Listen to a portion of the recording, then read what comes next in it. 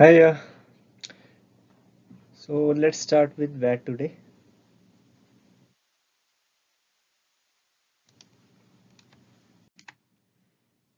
In UK taxation, we have a indirect tax, and in that we have a value added tax.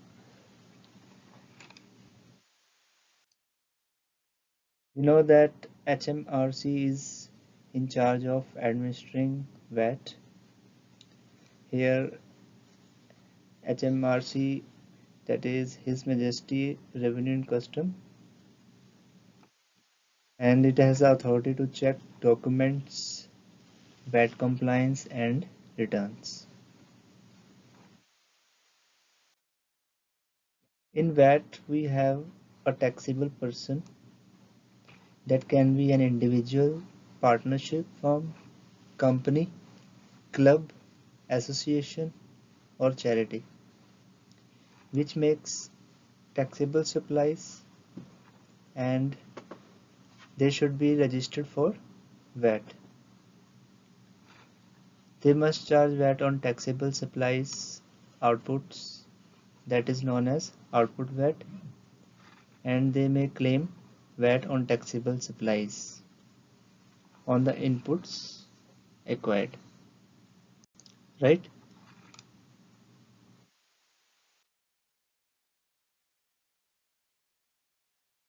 Next we have the exempt, reduced and zero rated supplies.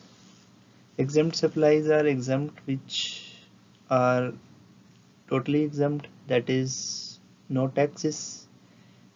Some supplies have reduced rate of taxes, for example 5% on fuel and power for domestic use. And we have zero rated supplies, that is 0%, for example food, books, and all other items would be considered at standard rate, that is 20%, right? Next we have zero rated and exempt supplies. Zero rated, as I mentioned, that it would be at 0% and no output tax would be there when calculating output tax. But when we calculate turnover for VAT threshold, then it would be included and we can claim input VAT on our business expenditure, right? On the other hand, exempt supplies are not taxable supplies, no charge to output tax. If only making exempt supplies, that would be considered as not a taxable person and they cannot claim input VAT, right? Next we have when a taxable person makes both taxable and exempt supplies. It is clear that when we do taxable supplies, that is full recovery, means we can take full input on our goods or services, and when we have the exempt supply we would not be claiming any taxes. Similarly, if we have both mixed supply, means both taxable and exempt supply, then how we calculate our input taxes? We can take proportionate, the taxable supplies divided by all supplies, right?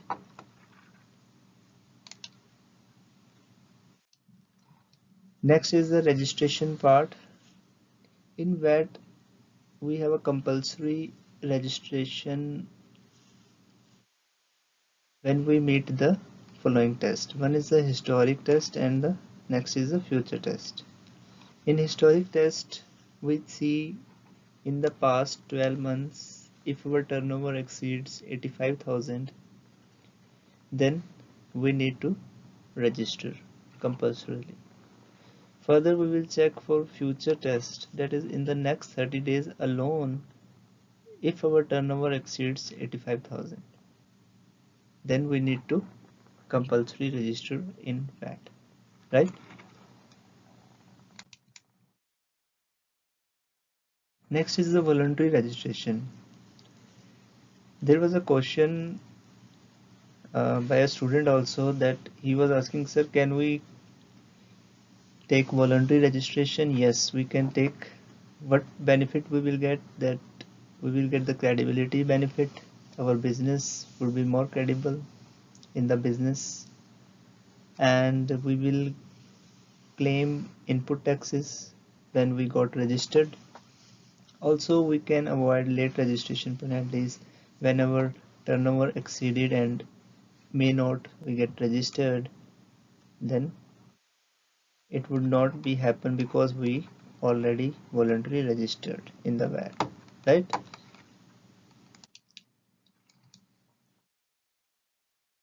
Next is that we should register within 30 days of exceeding 85,000.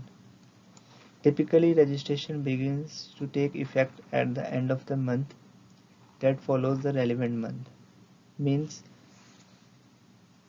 the month in which our threshold got exceeded, and the month which follows the relevant month. That means the next month end would be the last date to register, and a VAT number is provided upon registration and needs to be mentioned on all business invoices, right? Next we have the deregistration. It means that when we can deregister or remove our registration. One is the compulsory part. When we sell our business, then we can deregister ourselves, or we have ceased to make the taxable supplies, or if we have changed our legal status, then we got deregistered.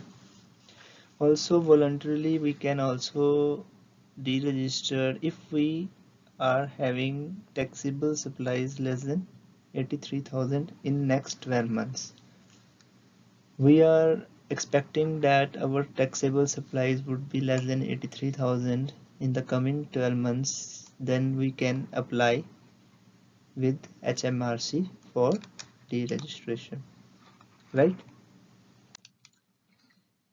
Next we have input VAT restrictions. We cannot take the credit of these.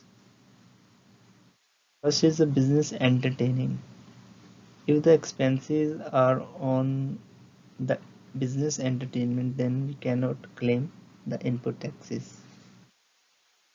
Next we have the cars. The expenses on the cars that are also not allowed, except if the cars are purchased for hire purchase, or they are for the business use such as driving school or taxis, then only these are available.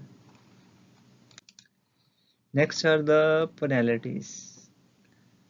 So if we evade the VAT, normally we have the 20,000 fine, or may prison up to 6 months, or 3 times the tax evaded, whichever is greater.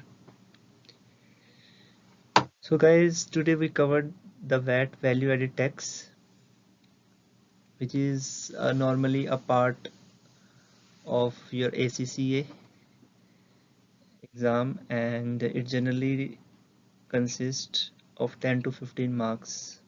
Hope this topic will help you in your exams. Thank you.